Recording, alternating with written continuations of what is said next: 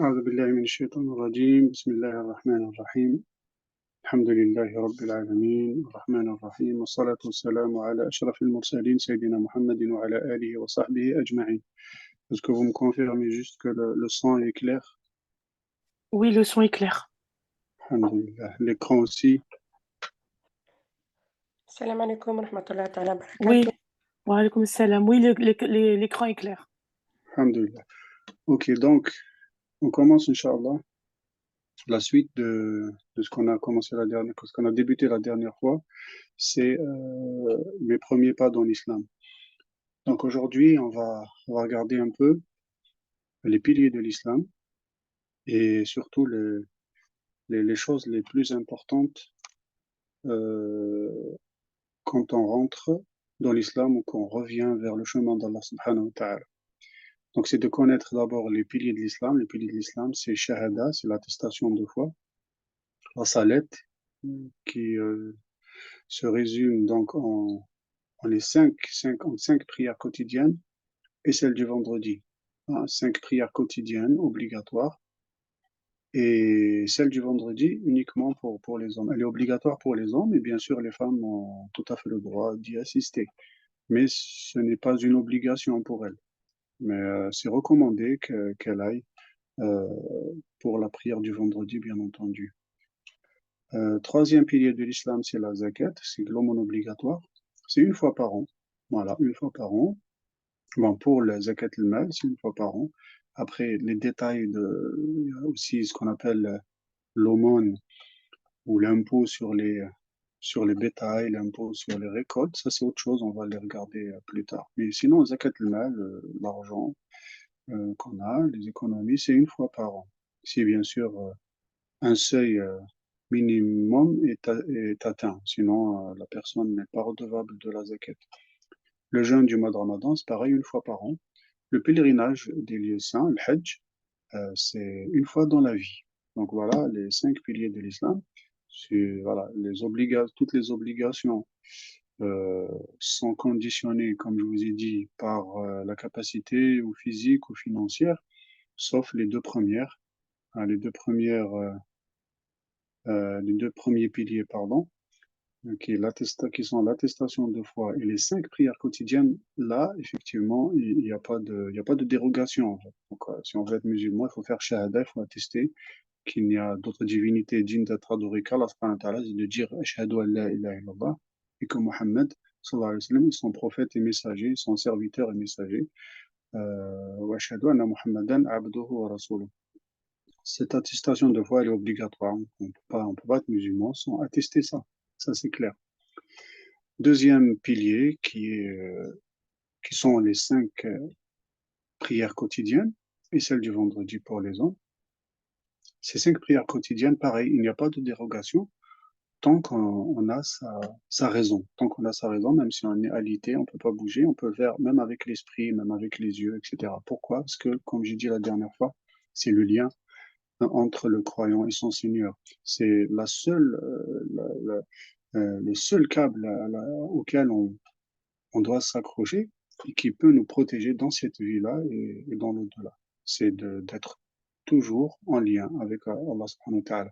Donc une question m'avait été posée la dernière fois. Oui, les cinq prières quotidiennes obligatoires à l'heure, mais l'heure de la prière est large. Hein, donc on va regarder après quand on fera connaissance un peu des prières et des horaires de prière. C'est des horaires qui sont très larges. Donc la personne, vraiment le musulman, euh, a largement le temps de les faire. Donc, il y a même des dérogations, on les verra plus tard, des dérogations pour les gens qui travaillent, qui ont un travail posté, qui ne peuvent pas quitter le poste, etc.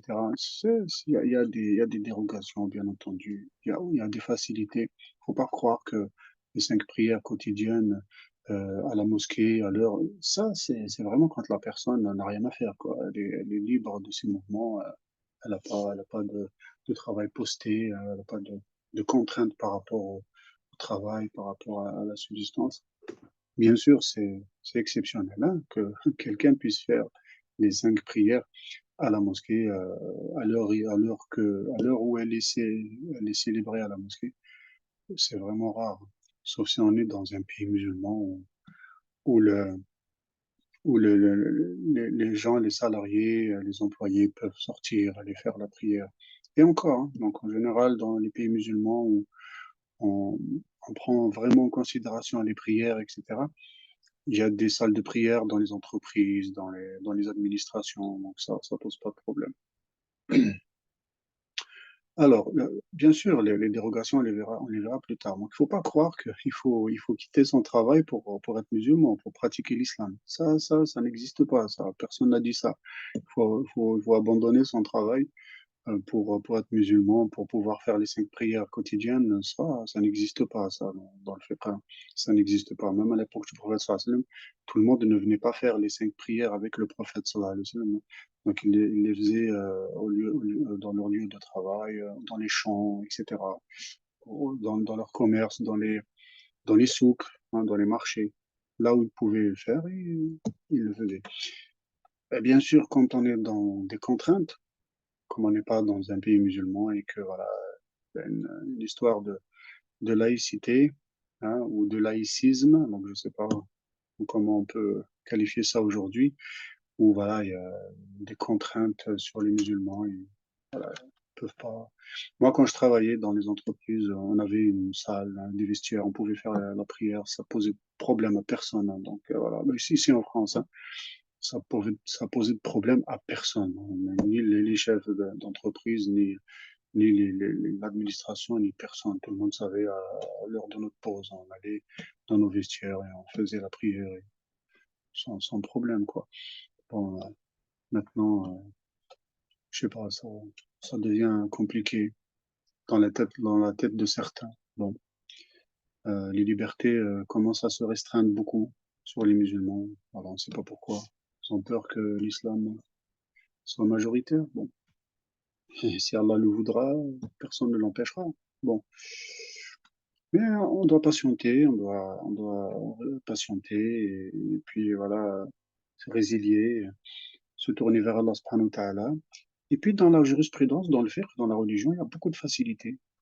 Vous savez, Allah subhanahu wa ta'ala nous a donné dans le Coran et le prophète sallallahu alayhi wa sallam dans sa sunna, même quand on est dans les situations extrêmes, vraiment extrêmes à leur époque, il y avait des guerres, il y avait des agressions, les gens venaient agresser les musulmans, des armées qui venaient les coloniser, etc. Et puis ils se défendaient. Les gens se défendaient comme tout pays libre doit se défendre contre un agresseur, contre un oppresseur, un colonisateur. C'est tout à fait normal. Dans des situations extrêmes, hein, de bataille, etc., ben, il y a des façons de faire la prière. Il y a des façons de faire la prière sur sa monture, dans sa voiture, dans son avion, même en marchant, voilà, même tout en marchant, on peut faire la prière. Ça, il n'y a aucun problème. C'est quoi? Pourquoi? C'est juste un lien avec Allah subhanahu wa ta'ala, invoquer, demander à Allah la protection. C'est ça la prière. Quand on est dans les conditions favorables, tranquilles, etc., bon, on les fait de la manière qu'on connaît, hein. On les fait, on fait des ablutions, on va se diriger vers le Qibla, et puis on les fait avec les recours, sujoud, génuflexion, etc., prosternation. On les fait tranquillement, voilà, pas de problème. Mais quand on est dans des situations extrêmes, eh ben, on a des façons de les faire voilà, de manière très ajustée et, est très adapté à la situation. Donc, il n'y a aucun problème. Euh, il faut savoir aussi que, faut pas croire, donc on entend des fois des choses un peu bizarres. On dit musulmans pratiquants, musulmans non pratiquants. C'est un non-sens, c'est quelque chose qui n'a pas de sens en fait. C'est ridicule à la base. C'est vraiment ridicule. Comment musulmans pratiquants, musulmans non pratiquants? L'islam est une pratique. C'est une foi, oui, mais c'est une pratique aussi. C'est surtout une pratique. Regardez les 5 piliers, les 5 piliers là qu'on voit. C'est de la pratique. Il est où musulman non pratiquant ici? Hein?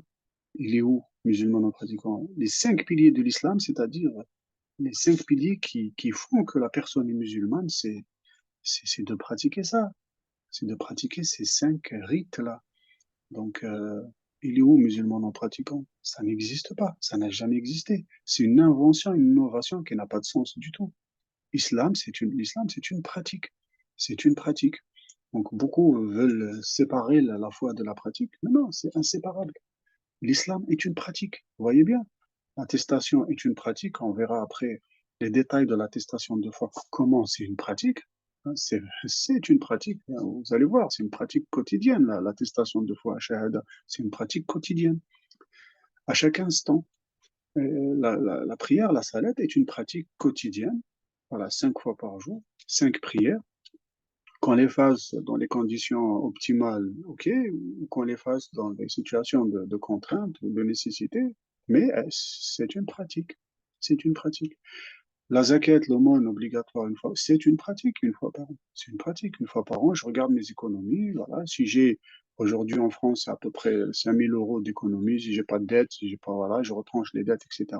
Si j'ai toujours voilà, un solde positif de 5 000 euros aujourd'hui à peu près, hein, à peu près 5 000 euros, eh ben, je sors 2,5% de ces 5 000 euros. C'est rien du tout, c'est 175 euros, franchement. Donc voilà, par an, pour les donner aux pauvres et aux nécessiteux, c'est pas grand-chose. Ça paraît grand-chose pour les milliardaires, mais pour eux, c'est toujours 2,5%. L'islam n'impose pas les riches plus que les moins riches, en fait. C'est 2,5% pour tout le monde. Sauf que quelqu'un qui a 10 milliards, forcément, il va pas, il va sortir 2,5%, c'est-à-dire 250, 250 millions, si je ne me trompe pas. Voilà, pour 10 milliards, il me semble. Pour 100 milliards, non, pardon. Oui, c'est ça, hein, pour 100 milliards, c'est 2,5 milliards. Pour 10 milliards, c'est 250 millions. Voilà, c'est quelqu'un qui a 10 milliards, 250 millions, c'est rien. C'est comme 175 euros pour quelqu'un qui a 5 000 euros. C'est d'économie, voilà, qui n'a pas de dette. Faut bien comprendre ça. Le jeûne du mois de Ramadan, pareil, une fois par an, pour ceux qui ont la capacité physique, qui sont pas malades, qui sont pas très âgés, etc. Ça, y a pas de souci. C'est pas compliqué, mais c'est une pratique. Le Hajj, le pèlerinage aussi, la visite des lieux saints, un rite avec des rites, etc. C'est une fois dans la vie. Hein. C'est même pas une fois par an, c'est une fois dans la vie. Donc ça, voilà, l'islam, c'est quoi? C'est 5 rites, 5 piliers qu'on pratique, euh, voilà, de manière régulière et très éloignée dans le temps. Et il n'y a pas de grande contrainte pour pratiquer ça, quoi. Donc dire que musulmans non pratiquants, c'est un non-sens. Voilà. Après, on a les piliers de la foi. Les 6 piliers de la foi, donc, c'est croire en Allah, croire aux anges, en ses anges, croire en ses livres saints, croire en ses envoyés, les prophètes et messagers. Tous, absolument tous. Non, on croit en tous les prophètes et messagers, on laisse personne. Donc voilà, croire en la prédestination, qu'elle soit bien ou mal, c'est-à-dire le scénario qu'Allah subhanahu wa ta'ala, que le Seigneur nous a attribué à chacun. Il a attribué un scénario, le jour de naissance, le jour de la mort, et beaucoup de choses. Hein. Dans la vie, c'est des scénarios préétablis que personne ne pourra changer, sauf qu'on ne le sait pas à l'avance, c'est tout. Mais quand ça arrive, on sait que c'est la prédestination. Voilà. Comme on dit dans le dialecte maghrébin, le mektoub, c'est quelque chose d'écrit, c'est une prédestination, que ça soit bien ou mal. Et le jour dernier, croire au jour dernier, voilà, que ce jour arrivera et que tout le monde rendra des comptes. Tout simplement, tout le monde rendra des comptes. Celui qui a bien fait ben, aura la satisfaction d'Allah sur lui, l'agrément d'Allah sur lui, et sera heureux éternellement dans les délices des paradis. Euh, Et ben, celui qui aura mal fait, les criminels, voilà, ceux-là, les injustes, les criminels, rendront des comptes. Et puis, voilà, puis paieront le mal qu'ils ont fait. C'est pas compliqué. Donc ça, pareil, on va les détailler, Inch'Allah, pour comprendre chacun de ces piliers. Alors, très important, euh, le plus important des piliers de l'islam, après l'attestation de foi, est de maintenir la prière. Ah, franchement, ça, c'est le lien qu'on a. C'est vraiment qui fait qu'on est musulman. C'est de prier le Seigneur, de prier Allah subhanahu wa ta'ala. En particulier pour les hommes, qu'ils fassent l'effort, les convertis surtout, ceux qui sont revenus vers Allah subhanahu wa ta'ala, qu'ils fassent l'effort de le faire en groupe quand ils ont le temps. C'est bien de venir à la mosquée, de rester en groupe avec les fidèles autant que possible, hein, car cela aide à rendre le musulman plus endurant, plus croyant. Et Allah subhanahu wa ta'ala a dit, et chercher secours dans l'endurance et la salat et la prière. Voilà. On cherche le secours, on cherche l'endurance. Dans cette prière-là, dans cette salat-là, faut pas la délaisser. Faut tout faire pour s'y accrocher. Franchement, c'est vraiment la chose qui fait quand on s'éloigne d'Allah subhanahu wa ta'ala ou qu'on se rapproche d'Allah.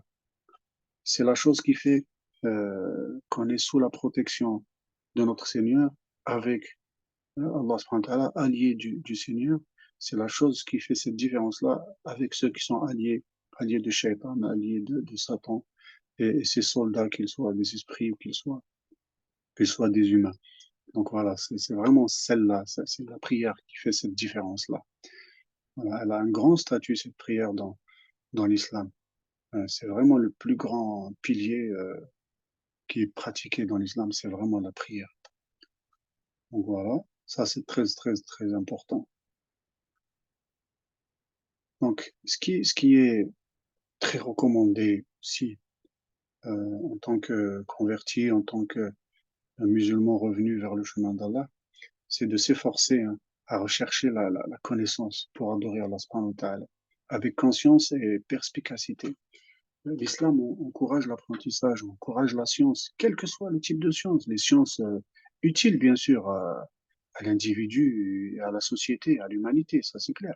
Et aussi la science la plus importante, c'est cette science qui va faire notre destinée le jour dernier. C'est cette science qui va faire est-ce que je serai parmi les gens de droite ou parmi les gens de gauche le jour dernier. C'est cette science-là. Allah subhanahu wa ta'ala dit sont-ils égaux ceux qui savent et ceux qui ne savent pas? C'est pas pareil, ils sont pas égaux. Celui qui ne sait pas, l'ignorant n'est pas au même niveau que celui qui sait, que celui qui a appris, etc. Donc celui qui est ignorant commet beaucoup d'erreurs, commet beaucoup de fautes, choisit de mauvais chemins. Et celui qui a la science, le savoir, fera beaucoup plus attention et suivra le bon chemin grâce à Allah subhanahu wa ta'ala.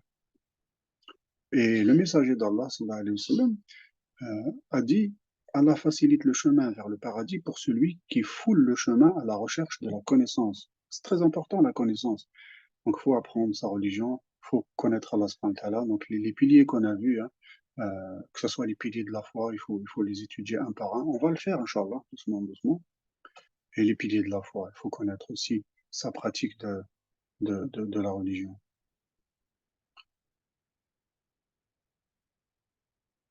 Alors, il faut aussi être à l'écart de tout ce qui est interdit par l'islam hein, et être patient avec cela. On s'y habitue rapidement sans ressentir aucune difficulté. Que la foi et le courage, on se rend encore plus renforcés. Ça, c'est clair. Pourquoi? Qu'est-ce que c'est que les interdits? L'islam, c'est pas une religion d'interdiction. Ce qui est interdit, ce qui est interdit, c'est ce qui nuit à l'individu et nuit à la société. C'est ça ce qui est interdit. Allah subhanahu wa ta'ala ne nous interdit pas des choses qui sont bonnes pour l'individu, pour la société. C'est pas possible. Sinon, Allah serait injuste.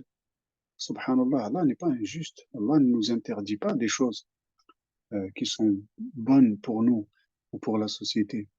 Vous savez, j'ai entendu ce matin une émission de radio. Donc, il parlait de l'alcoolisme en France. Et puis, il y avait un témoin qui est venu, donc il recueillait des témoignages. Il y a un témoin qui est venu, un non-musulman, et qui a dit, du jour au lendemain, moi, j'ai arrêté l'alcool, j'ai arrêté de boire de l'alcool du jour au lendemain, et je n'ai plus bu aucune goutte depuis. Alors les gens étaient ébahis, étaient éblouis. Comment quelqu'un peut, comme ça, se passer de boire de l'alcool? Donc il a dit que l'alcool lui a fait beaucoup de mal, il l'a fait descendre dans les abîmes hein, de l'alcoolisme, dans les abîmes de la pauvreté, des maladies. Il a perdu son emploi, il a perdu son logement, il a tout perdu. Et voilà. Il a dit non, l'alcool, c'est quelque chose de très mauvais, donc je ne bois plus une goutte d'alcool. Et voilà, et je suis libre. Et les gens lui font des remarques. Pourquoi tu ne bois pas? C'est rien, un petit peu. Il a dit non, non, non, même une goutte. Regardez, subhanallah. En arabe, on dit وَشَهِدَ شَاهِدٌ مِنْ أَهْلِهَا. Donc un témoin de sa famille a témoigné, a rendu le témoignage. Subhanallah. Un non-musulman. Il dit l'alcool, c'est un désastre pour l'individu, pour la société. Et Allah subhanahu wa ta'ala nous a facilité tout ça en nous interdisant ce mal-là. Ce mal qui coûte des milliards, des dizaines de milliards à la sécurité sociale. Des accidents sont causés à cause de l'alcool. Des crimes sont commis à cause de l'alcool. Des viols, des assassinats, des choses terribles. Hein. Des gens ont perdu leur emploi, ont perdu leur santé. Subhanallah. Mais on n'en parle pas. Pourquoi on n'en parle pas beaucoup? Hein, parce que bah, si on en parle trop, et ben oui, les gens, les lobbies ne feront pas beaucoup d'argent, il n'y aura pas l'argent gagné sur le dos de la santé, hein, et de la prospérité des sociétés. Vous imaginez, hein, les citoyens, voilà, c'est pourquoi? Ben, parce que voilà, des lobbies, des milliardaires vendent de l'alcool, voilà, on fait la fête, il faut de l'alcool. Non, on peut faire la fête sans boire une goutte d'alcool. Donc c'est pas normal, c'est pas normal. Allah subhanahu wa ta'ala nous a facilité tout ça, il nous a interdit l'alcool. Pourquoi il nous a interdit l'alcool? Pourquoi? Parce qu'Allah subhanahu wa ta'ala nous a dit que son mal, le mal de l'alcool, ou des boissons enivrantes en général, est beaucoup plus important que ses avantages, que son profit. Il y a un petit profit, oui, un petit profit financier pour ceux qui vendent, etc. Mais devant le mal que ça engendre, c'est pas possible. Et Allah subhanahu wa ta'ala ici nous apprend à à peser les avantages et les inconvénients tous les jours. Lorsqu'une chose a beaucoup plus d'inconvénients que d'avantages, eh ben on ne la fait pas, on l'interdit. Et il y a unanimité, il n'y a pas un médecin qui va vous dire que l'alcool est bon pour la santé, c'est pas possible, c'est ridicule. C'est pas possible. C'est un menteur s'il vous dit ça. L'alcool n'est pas bon pour la santé, ne peut pas être bon pour la santé, ne peut pas être bon pour l'individu ni pour la société. Que ce soit financièrement, que ce soit au niveau de la santé, que ce soit au niveau de la société. Donc voilà, si Allah nous interdit quelque chose, c'est que cette chose est mauvaise. Et voilà, Allah teste notre résistance, teste notre patience, nous éprouve. Il est là, l'alcool, il existe. Hein, ça, c'est partout. Mais voilà. Mais celui qui a la foi, celui qui sait que c'est un mal, ben, il ne prendra pas une seule goutte. C'est pour ça que c'est interdit. Voilà. C'est un péché, même un grand péché de boire de l'alcool. Voilà pourquoi c'est un grand péché. Allah ne nous interdit pas quelque chose qui est bon pour nous. Impossible. Qui est bon pour nous. Impossible. Donc voilà. Et il y a d'autres exemples, d'autres interdictions. Mais Allah nous interdit quelque chose, pas toute chose. Hein. Le Seigneur nous interdit pas tout, nous interdit ce qui est mal. Donc voilà, la fornication, c'est quelque chose de mal parce que voilà, c'est quelque chose qui va induire un désordre total dans la société. Donc c'est cadré par le mariage, les relations entre les hommes et les femmes, les relations intimes, je veux dire, c'est cadré par le mariage. Et c'est attesté par toutes les autres religions, pas que l'islam. Hein. Donc voilà. Sauf que, bon, aujourd'hui, personne n'applique. Mais bon, mais ça crée un désordre total dans la société, cette chose-là. Donc voilà, le vol est interdit, le mensonge est interdit, ainsi de suite. Tout ce qui est mal est interdit, tout simplement. Et tout ce qui est bon est permis. Voilà l'islam. On résume, c'est ça le résumé des interdictions dans l'islam. Ce qui est mauvais est interdit, ce qui est bon est permis. Tout c'est simple, il n'y a rien de compliqué. Donc, il faut remercier Allah subhanahu wa ta'ala pour notre conversion à l'islam, pour notre retour vers le chemin d'Allah subhanahu wa ta'ala. Comment se manifeste ce remerciement? C'est par la compassion et la miséricorde que nous aurions, que nous ressentons envers nos familles, hein, envers nos familles, en particulier l'entourage, en particulier la famille et l'entourage en général. La plupart des gens aujourd'hui ont une répulsion pour l'islam. Pourquoi? Parce que trop influencés par les médias, etc., etc. On sait pourquoi, on ne va pas rentrer dans les détails, hein, dans une analyse philosophique, mais on sait pourquoi. Voilà. L'islam est une religion qui appelle à la liberté de penser, à la liberté de raisonner. Et bien forcément, la liberté, aujourd'hui, ça dérange. La liberté de penser, la liberté de raisonner, la liberté de manger comme on veut, de s'habiller comme on veut, de réfléchir comme on veut. Aujourd'hui, c'est un peu banni. Il faut que tout le monde réfléchisse pareil, il faut que tout le monde rentre dans un cadre sociologique, philosophique, bien précis, bien déterminé par certains. Voilà. Et non, non, l'islam est une religion de liberté, de penser, d'analyser, de critiquer. Moi, c'est quelque chose, ça me paraît pas logique, je la critique. Je dis non, non, non. Je critique, c'est pas bon pour moi, c'est pas bon pour ma famille, j'ai le droit. Aujourd'hui, la liberté commence à s'éteindre peu à peu dans ce monde. Donc voilà, ayez de la compassion pour vos familles, essayez pour votre entourage, essayez de leur expliquer euh, ce qu'est réellement l'islam. Allah vous récompensera pour les avoir guidés, Inch'Allah. Alors, pourquoi Allah nous a créés? Pourquoi Allah nous a créés? Question existentielle. Pourquoi le Seigneur nous a créés? La réponse est dans le Coran. Allah subhanahu wa ta'ala nous dit, je n'ai créé les djinns, c'est-à-dire les esprits et les hommes, que pour qu'ils m'adorent. Je ne cherche pas d'une subsistance et je ne veux pas qu'ils me nourrissent. Allah subhanahu wa ta'ala n'a pas besoin de nous. Allah ne nous a pas ordonné de l'adorer pour qu'il puisse avoir un quelconque profit ou tirer un quelconque profit. Allah n'a pas besoin de nous. C'est nous qui avons besoin de notre Seigneur. C'est lui qui nous a créés. Donc si Allah subhanahu wa ta'ala nous a créés pour l'adorer, c'est pour que nous, on en tire profit. Pas lui. Certainement pas. Car Allah est le pourvoyeur, le grand pourvoyeur et de subsistance et le détenteur de la force, l'inébranlable force, bien sûr. Donc voilà, c'est Allah subhanahu wa ta'ala, le puissant, Allah est le fort, le plus grand, Allah le plus sage. Donc il ne tire pas profit de notre adoration, mais c'est pour nous. C'est quelque chose qui est destiné à nous. C'est nous qui allons en tirer profit, Inch'Allah. Qui est notre prophète? Donc l'islam, qui est notre prophète? Le prophète, c'est Mohammed sallallahu alayhi wa sallam. C'est qui Mohammed? C'est son père, il s'appelle Abdullah. Son grand-père Abdul Muttalib. Bin Hashim, Hashim, c'est une tribu qui s'appelle Bani Hashim. Et Bani Hashim, c'est la tribu, la grande tribu de Quraysh. Et Quraysh, elle descend de Kinana aussi. C'est la généalogie du professeur Aslam. Et Kinana, c'est les Arabes. Les Arabes descendent de Ismaïl, le fils d'Abraham, fils d'Ibrahim. Ismaïl, le prophète, fils d'Abraham, le messager, le prophète. Abraham descend de Noé, hein, en français, le prophète Noé, le messager, le prophète Noé. Et Noé descend d'Adam. Et Adam, notre père à tous, hein, est de poussière. Allah subhanahu wa ta'ala l'a créé de poussière. Allah subhanahu wa ta'ala nous dit dans le Coran, pour Allah, Jésus est comme Adam, et comme Adam, il l'a créé de poussière, puis il lui a dit soit, et il fut. Voilà.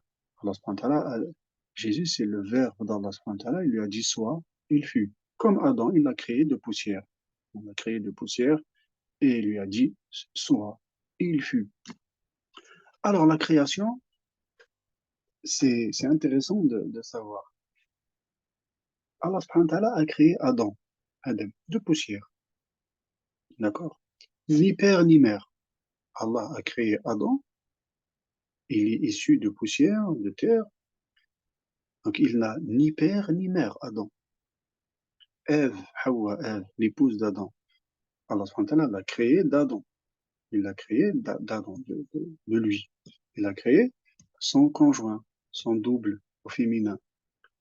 Donc, Ève, elle a en quelque sorte un père et elle n'a pas de mère. D'accord? Et Jésus, alayhi salam, Allah subhanahu wa ta'ala l'a créé d'une mère, mais sans père. Et puis nous tous les êtres humains, sont créés, descendent d'un père et d'une mère.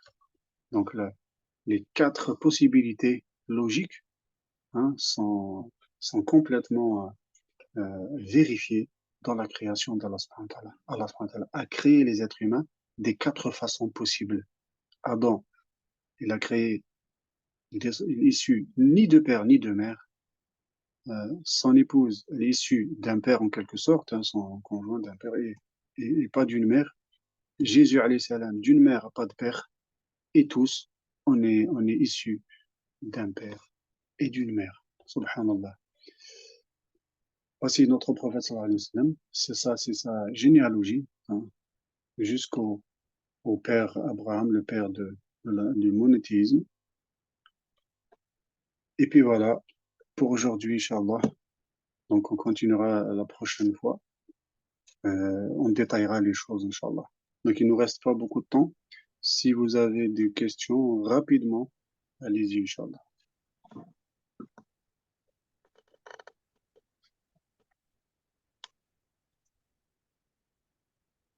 C'est bon? Salam Alhamdulillah, si c'est alaikum. bon, il n'y a pas de questions. Alhamdulillah. J'entends pas. Allez-y. Vous m'entendez? Oui, oui, là, je vous entends. Oui. Et j'ai une question sur la création. Donc, vous disiez que la femme d'Adam, Allah a créé sa femme de Adam. Oui, Et du coup, c'est pour ça on l'a créé d'un père. voilà, c'est ça. C'est en Et quelque du, sorte un père, oui. et, et du coup, ça devient Adam qui. Et du coup, sa femme est sa fille. Et ça, on peut pas dire comme ça. En quelque sorte. Ouais. Ok, mais pas réellement sa fille, hein, en quelque sorte. Il l'a pas enfanté. Allah, c'est Allah qui l'a créé de lui, mais il l'a pas enfanté. Oui. Il n'a pas Et été enceinte, Adam, pour avoir dans le Coran, comment il a euh, est-ce qu'il a précisé cette création de Ève, de Adam? Non, il l'a cité, mais il l'a pas précisé parce que, vous savez, Dieu, Allah, subhanahu wa ta'ala, le Seigneur, n'est pas un être humain. Sa science est infuse. Nous avons une science très limitée. Vous savez, si on avait une science très développée, Allah nous a donné une science, mais une science très limitée. Si on avait une science très développée, on verrait les anges, on verrait les esprits, d'accord? On verrait Allah, mais comme Allah nous a donné des capacités et une science très limitée, il y a des choses qu'on ne pourra pas comprendre. Il y a une chose qui compose l'être humain, et Allah subhanahu wa ta'ala nous l'a dit, elle compose l'être humain, c'est l'âme. Est-ce qu'aujourd'hui, quelqu'un peut dire ce qu'est l'âme? C'est-à-dire physiquement, c'est quoi l'âme? Elle est faite de quoi? Hein, on connaît, nous, les objets, on a cinq sens, et on connaît, ça c'est du bois, ça c'est de l'eau, hein, ça c'est mou, ça c'est dur, etc. Mais l'âme, c'est quoi? Oui. On Moi, ne je sait même comprends que pas. Voilà. oui. Donc Allah subhanahu wa ta'ala ne nous détaille pas certaines choses parce que nous n'avons pas les capacités de les comprendre, c'est impossible. Rien que l'âme, nous n'allons pas le comprendre. Allah nous dit dans le Coran, il te pose la question sur l'âme, dis l'âme, et c'est l'affaire d'Allah, l'affaire du Seigneur. Et vous n'avez eu de science que très peu. Donc voilà. Donc comment il a fait? Seul Allah le sait. Seul Allah le sait. Par contre, après, Mhm, bien sûr, comme il y a eu que deux personnes, deux êtres humains, un homme et une femme, ils ont eu des enfants. Donc Ève portait souvent, toujours même, des jumeaux. Hein, toujours des mhm, jumeaux. Un garçon et une fille. Un garçon et une fille. Et donc, le garçon du premier ventre épousait la fille du deuxième ventre et la fille du premier ventre épousait le garçon du deuxième ventre. Comme ça fait un brassage. Et ça, il n'y avait que cette manière, Allah subhanahu wa ta'ala a fait que cette manière pour que les êtres humains se multiplient. D'accord? ok. Et après, ça a été abrogé, c'était terminé après. Après, les D'accord. garçons n'avaient plus le droit d'épouser leur fille, leur sœur, pardon, car il y avait assez d'humains, assez de garçons, assez de filles. Voilà. Après, ça, c'était les cousins, les cousines, ainsi après la famille éloignée, ainsi de suite, jusqu'à ce que, voilà, aujourd'hui, on est ce qu'on est maintenant. Mais à la base, voilà, c'était comme ça. La création est venue de manière progressive. D'accord. Merci. Je vous en prie. D'autres questions?